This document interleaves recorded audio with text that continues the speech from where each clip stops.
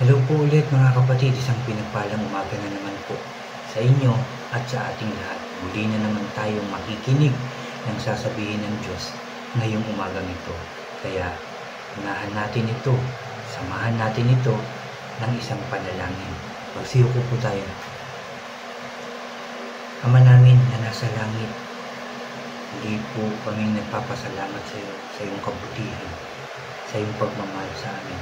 Dahil una, ginising mo na naman po kami ng maayos at malakas ang aming mga pangangatawan. Salamat din, binigyan mo na naman po kami ng isang pagkakataon para makinig na naman po ng iyong salita. Ama, huli mo po kami samahan, turuan at gabayan Lord sa amin. Pag-aaral na naman ng iyong salita. Huli mo rin po akong samahan ulit Lord, turuan, gabayan, para muli ang lahat ng aking sasabihin ay galing lamang po sa iyong salita. Maraming salamat dahil naniniwala kami na sa tuwing mag-aaral kami ng iyong salita, sinasamahan mo kami, tinuturuan mo kami para lubusan namin itong maintindihan. Kaya salamat po ulit Lord, kiniklaim namin na narito ka, kaya tagumpay ang aming gawain ito. Salamat po muli Lord sa napakagandang pagkakataong ito. Salamat po. Salamat po. Hindi ka namin pinupuri, pinasasalamatan ng Diyos. Sa iyo lang ang pinakamataas na papuri at pagsamba. Sa tanging pangalan namin, Panginoong Hesus, lahat tayo ay magsabi ng Amen and Amen. At ito po ang aking channel.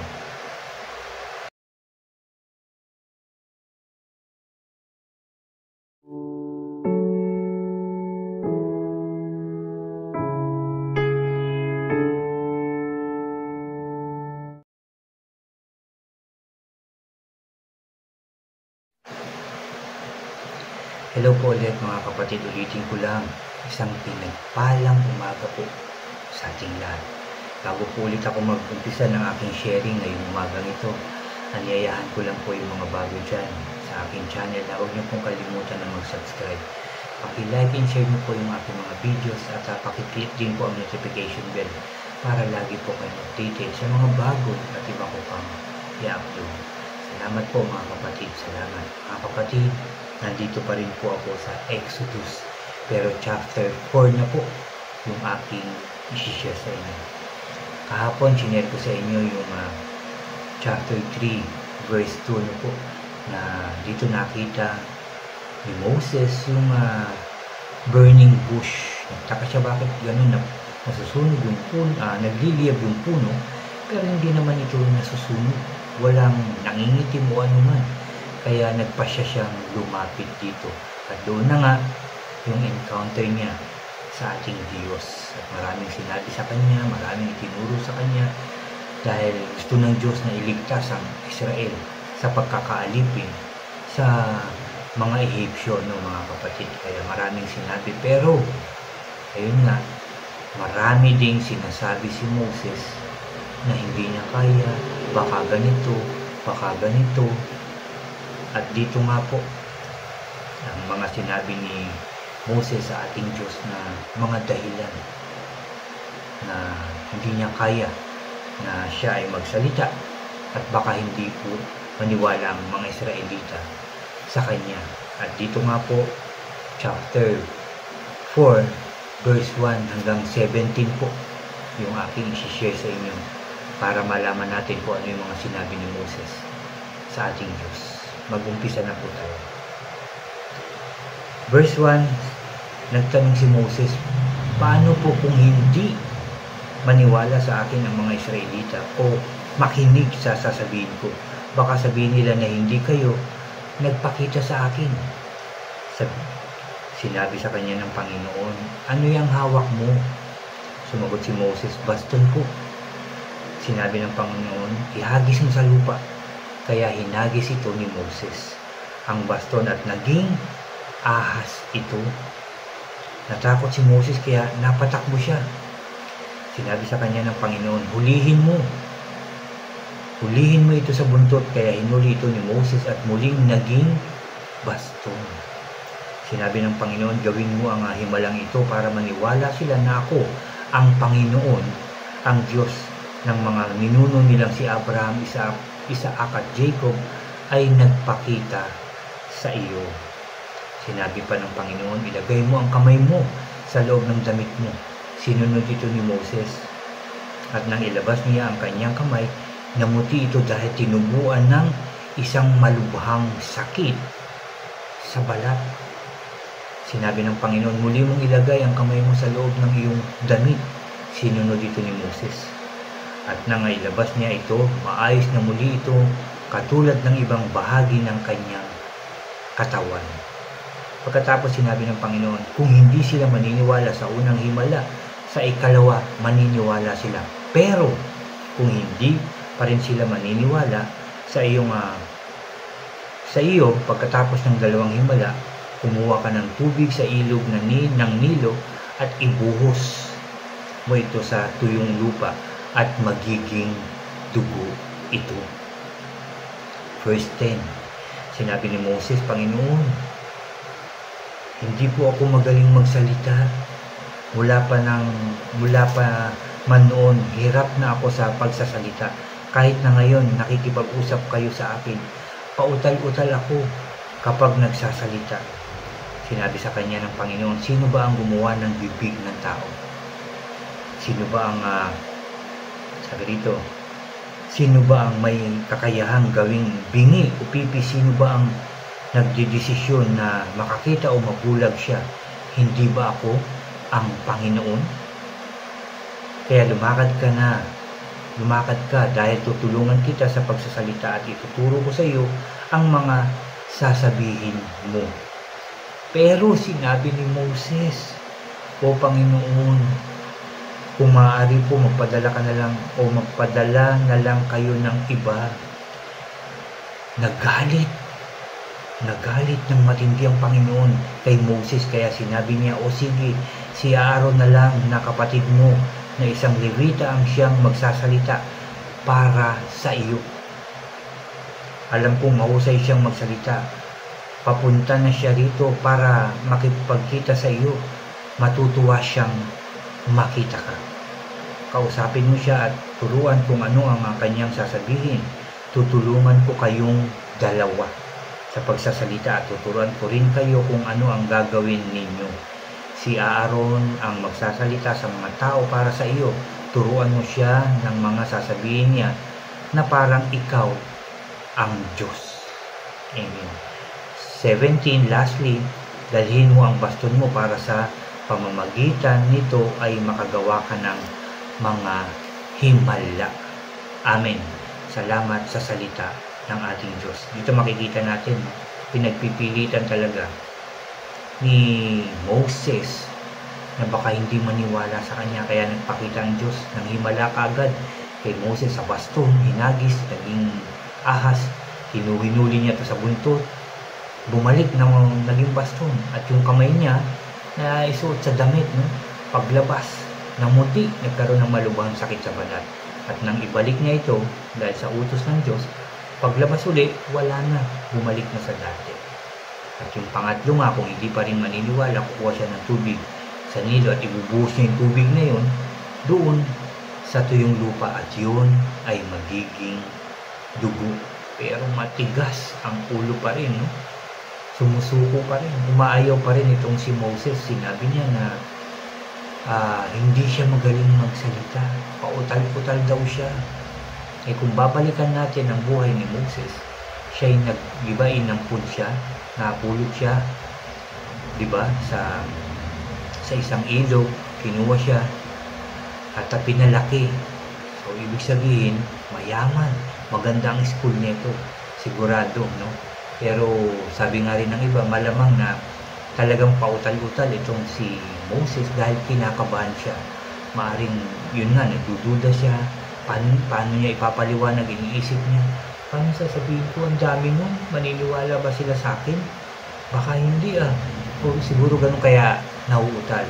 At ganun din naman tayo minsan, kapag tayo kinakabahan. Kami nga na mga tumatayo sa aming church, nagpipray, nagsishare ng Word of God, o ano man, ay kinakabahan din talaga kami.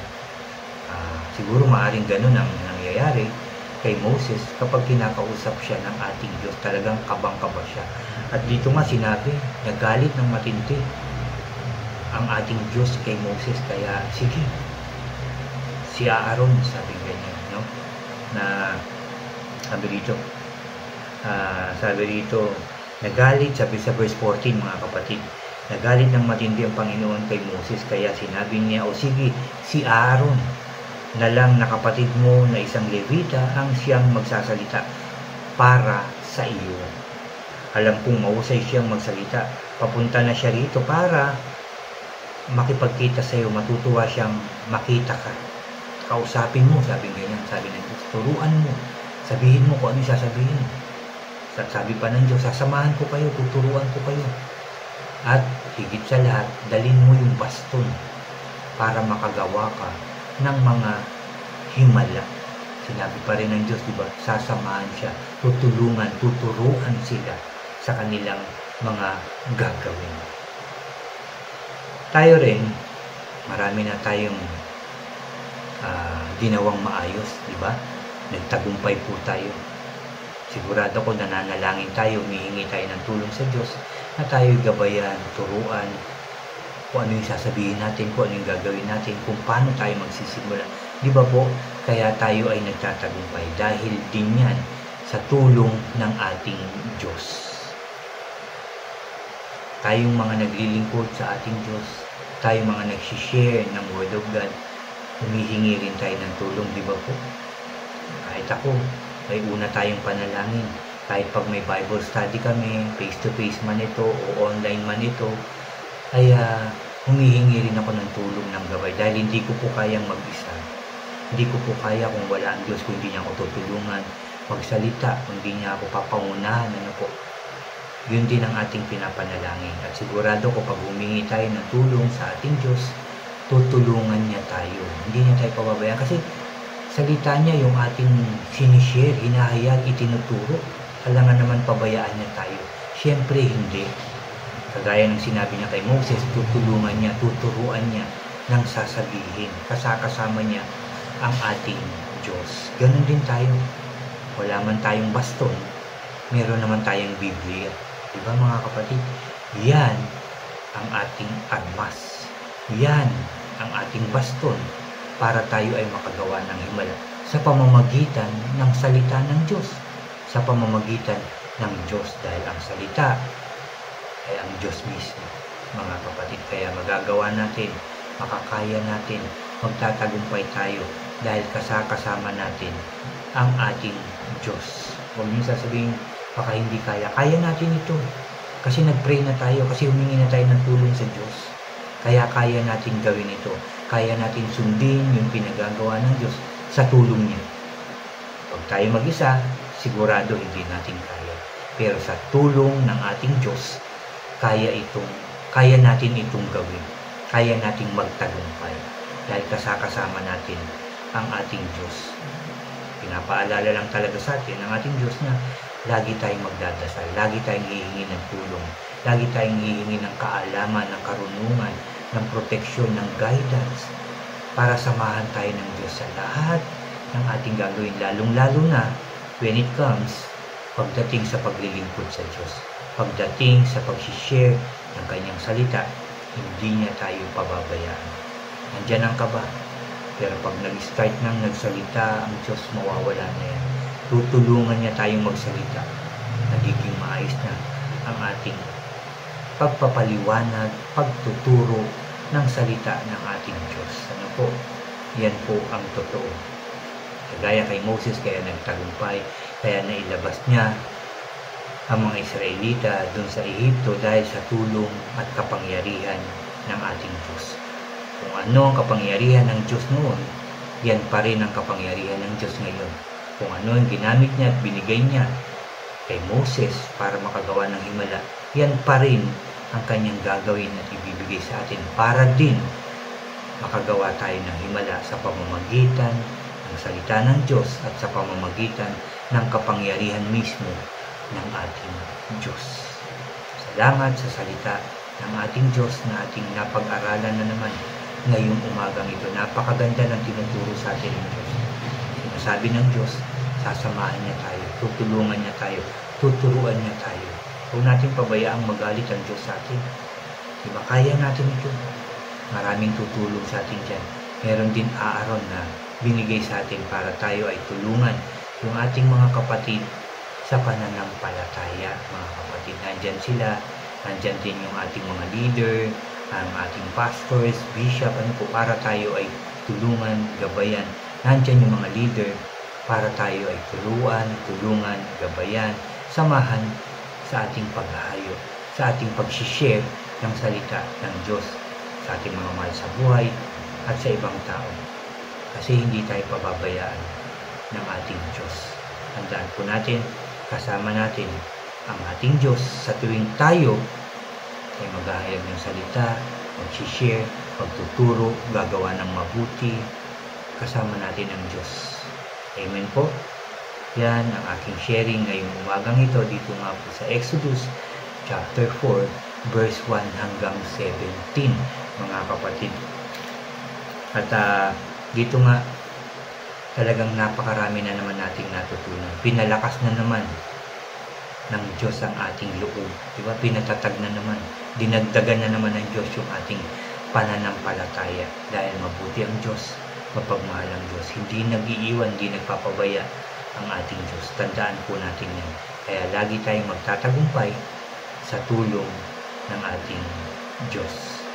Ulitin ko lang, salamat sa salita ng ating Diyos na ating napag-aralan na naman ngayong umagang ito. Alam ko, nagtagumpay ang gawain ito. Kaya sigurado rin ako, mga kapatid, na maisishare nyo po ito sa inyong mga mahal sa buhay at sa ibang tao dahil kasama nyo ang Diyos. Muli tayong mananalangin, muli natin ipagpapasalamat ang mga narinig natin na sinabi ng Diyos. Magsiyo po tayo. Ama, muli kami nagpapasalamat sa iyong salita na aming narinig. Na aming napag-aralan na naman ngayong umagang ito. Ama, huwag mo pong pabayaan maging matigas ang aming puso.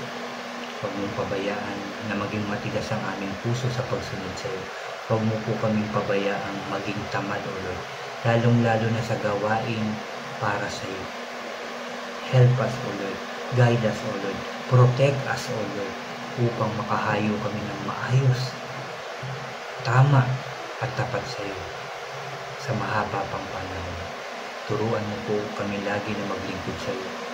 Turuan mo po kami lagi, Lord, na magsikap na gumawa ng mabuti, una para sa iyo at sa aming kapwa, O Diyos. Samahan mo po kami palagi, Lord, sa tuwing kami magsasalita. Inaamin namin na kami kinakabahan, Lord, dahil ito'y iyong salita. Pero alam ko po na magiging maayos ang lahat. Magiging matagumpay kami sa aming paglilingkod sa iyo dahil sasamahan mo po kami at tuturuan mo po kami kagaya ni Moses, Lord. Sinamahan mo sila ni Aaron. Kaya nagtagumpay silang ilabas ang Israelita. Kaya ganun din ang mangyayari sa amin. Tuturuan mo rin kami, gagabayan mo rin kami, sasamahan mo rin kami, poproteksyonan mo rin po kami para magtagumpay ang gawain pinagagawa mo po sa amin. Maraming salamat po. I pray, Lord, lagi mo po kami bigyan ng wisdom, ang knowledge, ng understanding para makapagpatuloy sa paghahayo, para makapagpatuloy na maghayag ng iyong salita. Samahan mo po kami lahat. At yung aming mga mahal sa buhay, Lord God, yung aming kapwa na gusto rin maghayag ng iyong salita, turuan mo rin po sila, gabayan mo rin po sila, proteksyonan mo rin po sila, para sila din po ay magtagumpay, O Diyos. Maraming salamat po, Lord God. Naniniwala po ako, kasama ka namin sa lahat ng oras at pagkakataon. Hindi mo po kami iiwanan, hindi mo po kami pababayaan, dahil yan po ang iyong pangako sa mga taong sumusunod sa iyo, sa mga taong tapat sa iyo, Lord. Salamat po. Nagpapasalamat din po ako, Lord God, sa lahat ng pagpapala na binibigay mo sa amin. Lahat galing sa inyo, Lord God. Lahat ng meron kami galing po sa inyo. Salamat po, Lord. Salamat po sa lahat. Pagkain nagpapalakas sa amin, Lord. Yung inumin namin everyday, sa kakabayad, Lord God, sa mga dapat bayaran. Salamat po. Maayos ang kalagayan sa loob at labas ng bahay dahil po yan sa inyo. Maayos ang aming mga mahal sa buhay sa kanilang trabaho, pagtatrabaho, hanggang pag-uwi. Dahil po sa inyo, Lord God, dahil ginagabayan mo po sila. Pinoproteksyonan mo po sila. Salamat po sa lahat, Lord God. sa pagdinig mo ng aming mga panalangin, sa pagbigay ng katagumpayan sa aming mga buhay, dahil magiging maayos, masaya, payapa, matagumpay ang aming buhay. Dahil po sa inyo, Lord, dahil sa iyong kabutihan, dahil sa iyong pagmamahal, O Diyos. Kaya salamat po, Lord. Salamat po dahil magtatagumpay ang aming buhay, Lord. Dahil may magandang mangyayari na naman sa aming buhay ngayong araw na ito. Sa pangalan ng Panginoong Jesus. Kaya maraming salamat po, Lord, sa iyong kabutihan, sa iyong pagmamahal sa amin. Salamat sa pagdinig mo ng aming panalangin. Salamat sa pagbigay mo po ng kalakasan, kagalingan sa lahat ng may sakit at karamdaman, kaayusan ng bawat pamilya, Lord, at kaayusan ng bawat bansa, lalo-lalo ng bansang Israel. Pagiging maayos, masaya, payapa, masagana at tagumpay ang kanilang buhay. Sa pangalan ng Panginoong Jesus. Salamat po muli, Lord. Salamat po. Muli ka namin pinupuri, sinasasalamatan, sinasamba ka namin. Sa iyo lang, O Diyos, ang pinakamataas na papuri at pagsamba sa tanging pangalan ng aming Panginoong Jesus, aming tagapagligtas. Lahat tayo ay magsabi ng Amen, Amen, and Amen po. Amen. Amen. Salamat sa salita ng Diyos at salamat narinig ng Diyos ang ating panalangin at salamat sa Diyos dahil tinugon na niya ang ating panalangin. Salamat din sa inyo mga kapatid. Magpatuloy po tayo makinig, mag-aral, magbasa at magbahagi ng salita ng Diyos. God bless po sa inyong lahat at God bless po sa ating lahat.